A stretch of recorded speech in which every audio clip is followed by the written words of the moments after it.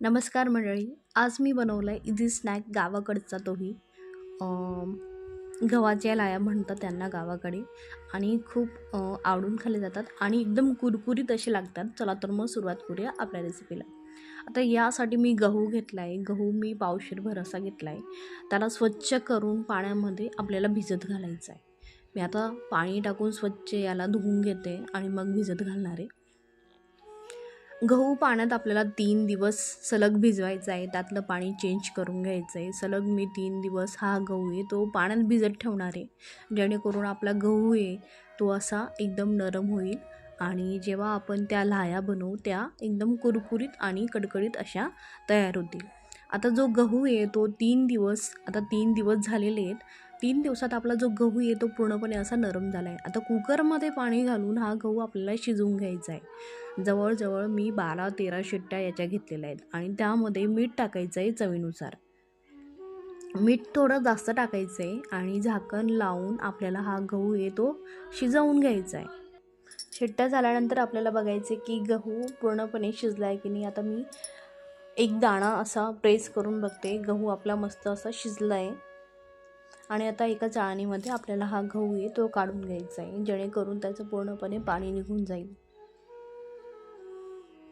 मस्त असा लालसर झालेला आहे. आता गव्हाचं पाणी पूर्णपणे नितळल्यावर आपण याला कडक उन्हामध्ये सुकवायचं आहे.